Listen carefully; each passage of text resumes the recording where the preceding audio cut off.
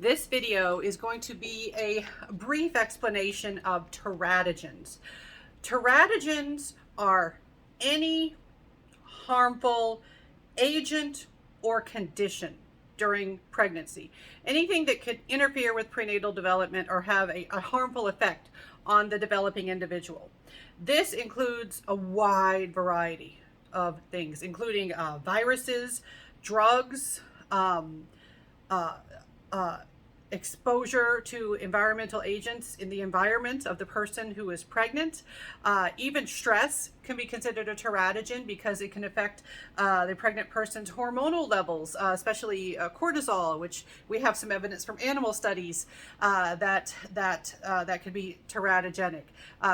Animal studies do not necessarily tell us all we need to about humans. They give us a little bit to think about, reason to look into things further.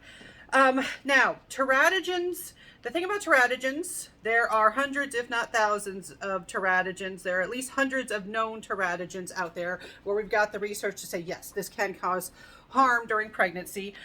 They vary in terms of their severity, in terms of how severe the effects may be, and also in when the effects are most likely to happen.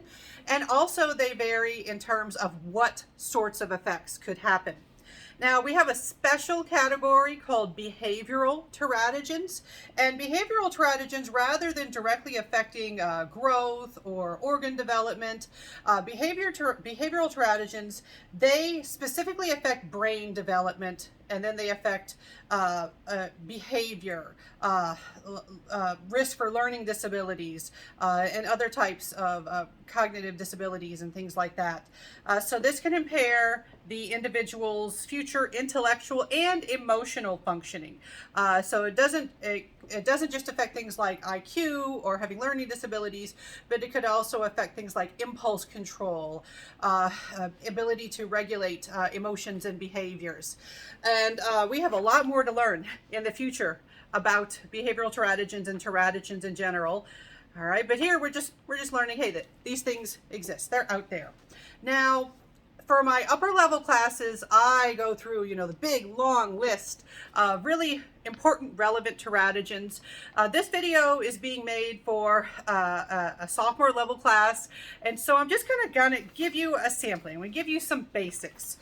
All right, so you probably heard that alcohol is not so great during pregnancy. Alcohol, consuming alcohol can lead to something called fetal alcohol syndrome, and now they are starting to update this and call this, insert the word spectrum, and talk about how not everybody who gets exposed to alcohol has the same impairment or symptoms. For this class, just be familiar with the idea that there is a specific syndrome that it can have problems with growth, with later problems with impulse control, with intellectual development, possible effects on the brain. The thing about alcohol is a good example of a teratogen where you don't necessarily know what a single exposure or even regular exposure is going to lead to.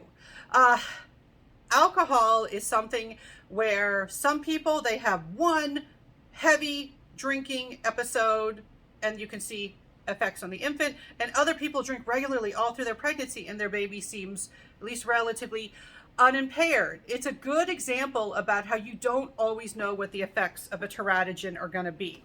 Now, I am not a medical professional. I am a researcher. I am a professor.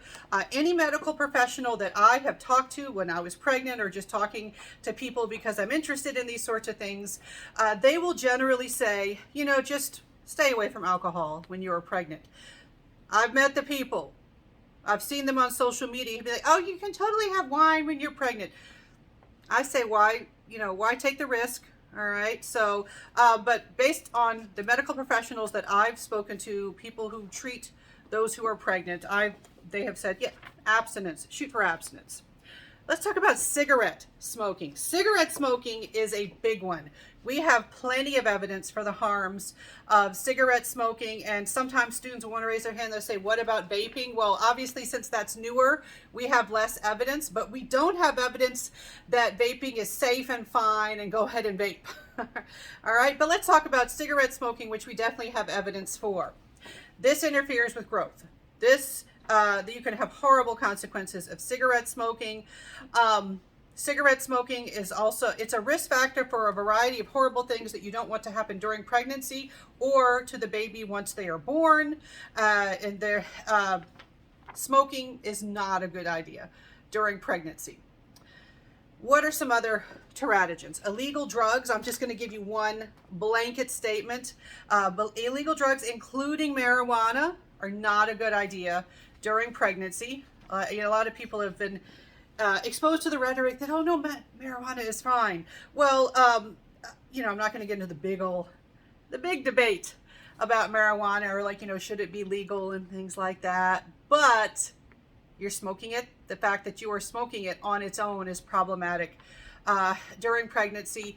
And we do have, there is enough evidence to say, yeah, hold back during pregnancy. What about things that we don't think of as being all that harmful? There are some drugs that you may not think of as, oh, you have to stay away from that during pregnancy. But one drug that's used to treat acne, Accutane, that is a very severe teratogen. Anyone who prescribes someone Accutane, they're gonna be like, can you get pregnant? Because it's a very severe teratogen. Aspirin, ibuprofen. You should not take those during pregnancy. You can have Tylenol, but not those other pain relievers. What about things that aren't drugs? What about things like foods? When someone goes to the doctor because they're pregnant, they often get a list of safe foods or foods that they should stay away from.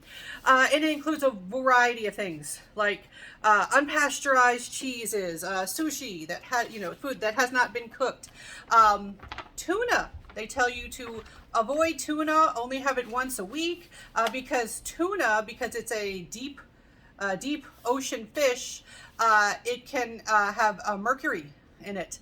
And so they say, stay away from the tuna or just limit it to once a week.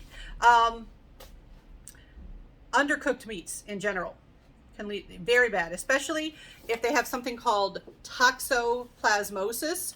This can lead to horrible consequences. Toxoplasmosis, in addition to being in undercooked meat, it can also be associated with house cats. Or I'm a cat person, and so I always pay attention to this one. But if you have a cat that goes outside and they're probably hunting animals and possibly killing animals outside, they may have picked up toxoplasmosis, and they can pass this through their poop. And as a cat owner, most people who are cat owners know that you got to change the litter box. Generally, if you're pregnant, they'll say don't change that litter box. If you've got anybody else living with you, get them to change the litter while you're pregnant. If you don't have a choice, at least wear gloves, wash your hands really good, because of the risk that there's toxoplasmosis in the kitty litter. Also, things like vitamins. Vitamin A, that's a vitamin, that's a healthy thing. But if you have too much of it, it can be teratogenic. And usually for people who are just eating a healthy diet, it's not an issue. But when people supplement, when they have supplemental vitamins, sometimes they'll go too high on the vitamin A. And so that's just one of the many things to be cautious about. There are lots and lots of documented teratogens that are out there, and these are just a sampling. Now, another thing about teratogens is that some individuals may have a genetic vulnerability to the effects of teratogens. So not only does it matter when you're exposed to a teratogen, or what form, and all these other things that can lead to variability, some people are more vulnerable to the effects of teratogens. Some zygotes actually carry genes that can make them vulnerable to the effects of teratogens.